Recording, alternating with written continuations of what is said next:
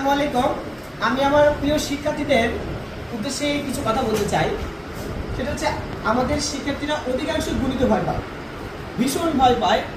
এই ভীতি দূর করার জন্য আমি একটা ছোট্ট একটা টিপস দিচ্ছি। সেটা হচ্ছে গণিত ম্যারাথন করবা। তোমরা গণিত ম্যারাথনটা কিভাবে করবা? ধরে নাও তোমরা 5 দিন ছুটির দিন বাছাই করে নিবা। বাছাই করে নেওয়ার পরে কি করবা? এই 5 দিনে আর কোনো কিছু বাইরে যাওয়া, আত্মীয় স্বজনের বাড়ি বেড়াতে যাওয়া বা আত্মীয় স্বজনের বাসায় আসলে তাদেরকে সময় দেওয়া, সব কিছু থেকে বিরত থাকবা। থেকে কি করবা? বই খাতাগুলো নিয়ে নিবা, একটু পর্যাপ্ত পরিমাণে ঘুম, খাওয়া দাওয়া এগুলো ঠিক রেখে, যদি প্রাইভেট থাকে অল্প সময়ের মধ্যে প্রাইভেটগুলো পড়ে শেষ করে এসে পড়ার টেবিলে অঙ্ক বই খাতা নিয়ে বসে পড়বা। একটানা 50 ঘন্টা অঙ্ক করবা। একটানা 50 ঘন্টা। কিভাবে? একটানা তো করতে পারবো না, 50 ঘন্টা অঙ্ক করবা।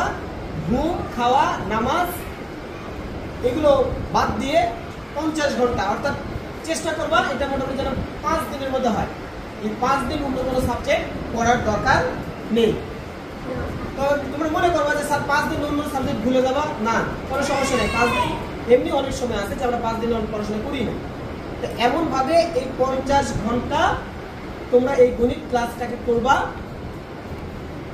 সুন্দর করে প্রত্যেকটা অঙ্ক সলভ করে নিবা, A to Z সলভ করবা। 50 ঘন্টা পরে তোমরা আমাকে জিজ্ঞেস করো যে স্যার আপনার এই কথাটা নিরর্থক হয়েছে। আমি শতভাগ বিশ্বাস করি আমার এই কথা অনুযায়ী 50 ঘন্টা তোমরা যদি ম্যাথ করে দেখো, একটা না ম্যাথে তোমরা যেই পজিশনে ছিল এখান থেকে 80% ডেভেলপ করবা।